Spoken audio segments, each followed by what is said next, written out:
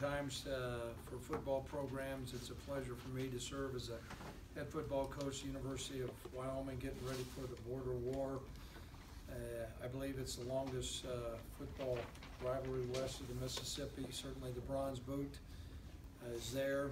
I know that when it comes to games like this, you throw records out, and while we certainly have not had the year that I thought we would have at this point, I don't know how Coach Bohl sees their squad, but I do know Colorado State has got a great tradition. Coach Bohl does a great job, man of integrity. Their team will play hard. The Cowboys will play hard, and it's going to be a fun game. After reflecting of last week, certainly disappointing we didn't come up with a win. Choosing to say that the glass is somewhat half full. I think that there were certainly some bright spots with the game. I thought our defense really handled the up-tempo pace extremely well. We were able to get their quarterback off rhythm.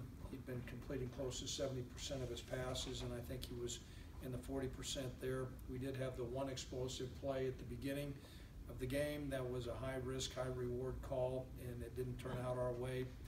I thought, offensively in the second half, we did some good things. Certainly the yardage indicated that as well. We're going to move forward. We were not able to play with Alonzo Velasquez during the game. I would think that it's going to be doubtful for him the rest of the year. He's got some knee issues, and so that's disappointing for him and for us. Rudy Stouffer will continue to go in and start at his place.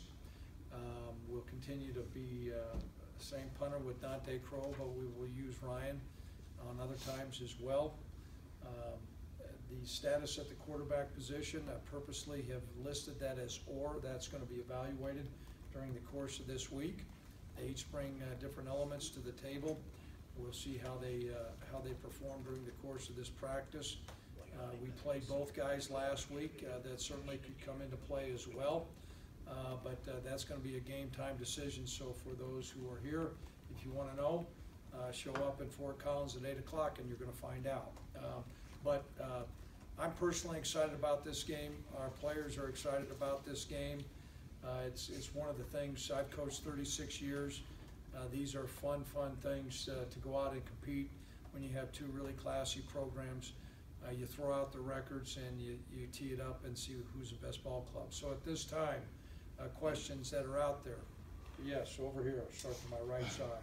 Craig, when you came here to North Dakota State 5 years ago, how long did it take you to, understand the importance of it, how much this rivalry meant to both sides? I would say after the first year. For me, as a head football coach, there were other rivalry games, traveling trophies, that I'd been part of. The Nebraska-Oklahoma series, which is no longer there, was a huge series. North Dakota State, we had a series with the UND or South Dakota State, but I really wasn't, I didn't get the full gravity until that week of the game. And then also, after that, there's a real sense of pride in our state. We're a sparsely populated state that people choose to have comments about our weather and some of the other elements of our state. And so there's a great deal of pride for our state to go down and represent ourselves and the institution, and to have a traveling trophy like the Bronze Boot is great. And so it was after the first year I underestimated the importance of the game, and since that time I've personally embraced it, and it's been a great rivalry.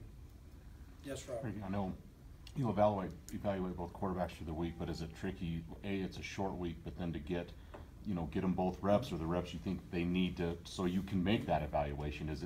Will that be difficult this week? It is a challenge because you start looking at the number of reps. We're practicing longer today than what we normally do on Monday. CSU has an advantage; they have a day ahead of us, but we'll make that up. We typically try to get two quarterbacks ready, Robert, and so last week Sean was interjected during the course of the week, but we'll distribute our reps probably differently.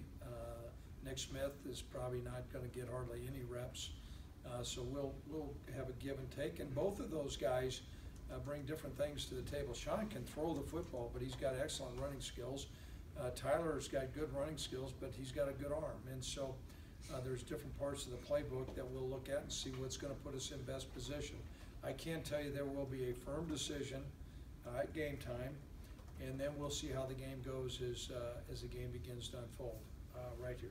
Coach, can you talk about the dynamic that Sean brings to the quarterback position, maybe a little bit different than your kind of typical pro-style quarterback? I mean, I know you've had running guys that can run, like Josh and Carson, but can you talk about his different dynamic a little bit? Yeah, I certainly can.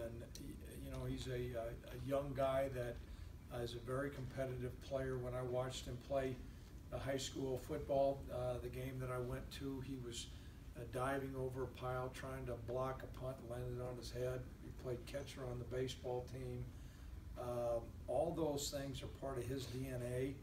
I doubt that there will be a time that he will ever run out of bounds unless we're trying to conserve the clock.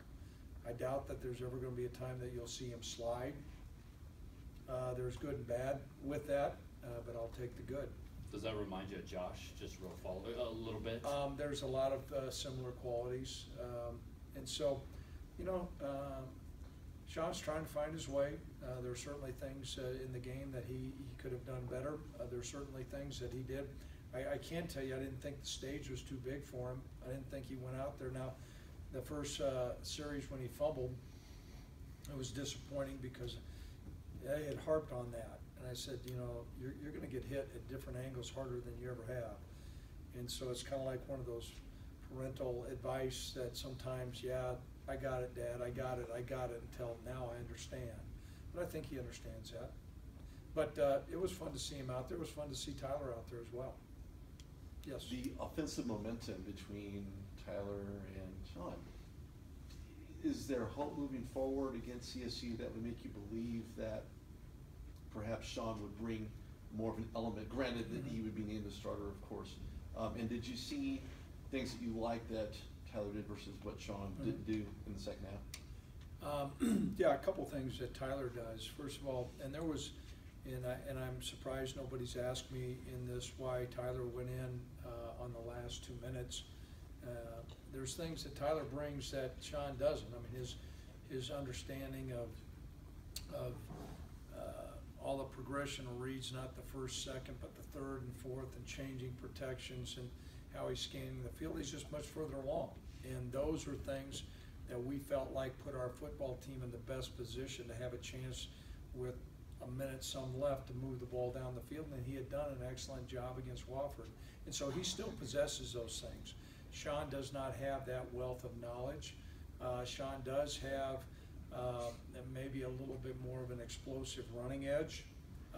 He does have a live arm. He can throw it a country mile, but his skill set as far as being a refined pro-style quarterback, you know, that's not there. Now, his competitive nature certainly is, and his other physical skills are. And those are going to be things that I'll look at, that I'll have consultation with Brent Vegan during the course of the week.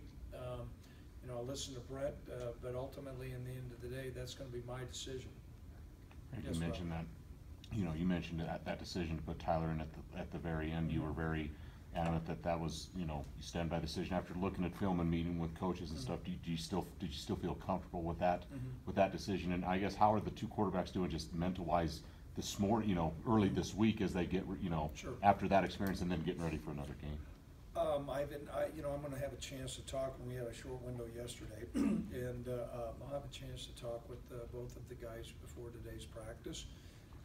Yeah, there is no second guessing our decision. Coach Vegan and I were in constant communication during that time. I can tell you, if I felt like we had 4 minutes left in the game, probably would have been a different call. Because of what we were doing offensively, the style that we were running, and you know, it all came down to that. There was a decision that was made. It was the decision on the field initially was going to be a 4th down as opposed to a 1st down, and at that time we had enough time. But you know, through that next time. I just looked and said, for us to go that length of the field, that playbook is gonna have to change, and we're not sure Sean's capable of that. Craig, with Sean playing in week 6, do you completely throw out any consideration with the red shirt now, or will that still be in play as the rest of this season goes on? I can tell you this, our responsibility is to this football team, the players and the coaches that we have, and the seniors that we have on our football team. And so I know this, we're in a one-game season. We're getting ready to play Colorado State. We'll let the dust settle after this game. This is a fun deal, and we're going to do everything we can to win this one. Yes, the Cowboy in the back of the room. If we see Sean this week, do you think will be more of a diverse offensive approach? Will there be more throwing involved because he's had time to work? Well, I'm sure Coach Bohl is listening to this press conference as well, so I'm going to frame this. Mike, if you're listening out there, which I know you are, we're certainly going to have a more open playbook. Come on. What do you know? Yeah. Craig, I know with CSU, they've played 2 quarterbacks this year. You know, Carr Samuels has played a lot, and I know Hill has played some, and they like him. Do they do a lot different when either one's in there? Or there's pretty much the same schemes, or is it a challenge for your defense to prepare for 2 quarterbacks as well, maybe this week? I would say right now our comparison would be, if you remember Boise State last year, Rippon and the other guy that came in and really diced us up to, I forget what his name was. I mean, they had different elements that really posed problems. I think that's a little bit more where we're at. I think Coach Bohl has done a great job with those 2 quarterbacks, and so their style of what they do is more similar. I think there's a pretty significant difference right now between Sean and Tyler, and that difference between their guys probably is not as great. Yes. You mentioned opening up the playbook some. Obviously not asking you to give anything away, but if you go with Sean, how do you do that? How realistic is that for a true freshman who's spent most of the year on the scout team? Well, he went through fall camp, so he's got the elements. We installed our whole offense during fall camp. Now, there's nuances each week that you go against a different defense, and you're going to frame things in a different way. But Sean's got a good understanding, but it's not as in-depth because of the library of experience that he has. But last week, there were elements that we felt like that would play to his strength. We were going to use those in a timely fashion. I think we did. There's certainly going to be more things that he'll do this next week.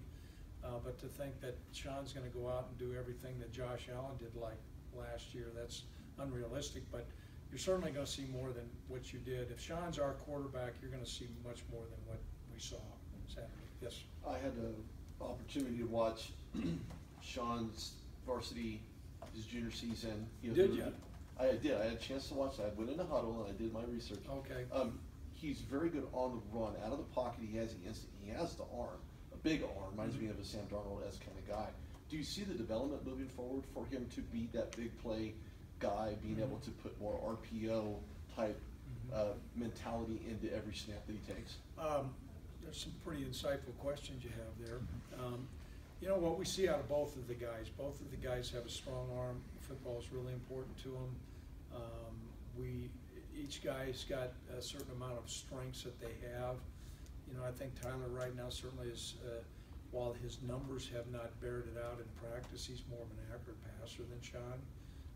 There's things that Sean, I think, has maybe been able to do that both of them, I think, can throw on the run well. I think Sean's probably a little bit more capable runner, and so we'll develop those skills. But we can't be one-dimensional. Whoever plays our quarterback, it's not like we're not going to run Tyler, and it's not like we're not going to get into some drop-back scheme with Sean. Here you see on the depth chart, you have Zach Watts listed as starting at left guard, a true freshman. What are you thinking there? Can you address that? I think we got a good player, and we looked during the course of this game, and Zach is from Windsor. He was an excellent high school player. He's been competitive. He'll maintain blocks. I think there's a certain progression an offensive lineman goes through. that they start to learn. I can tell you this,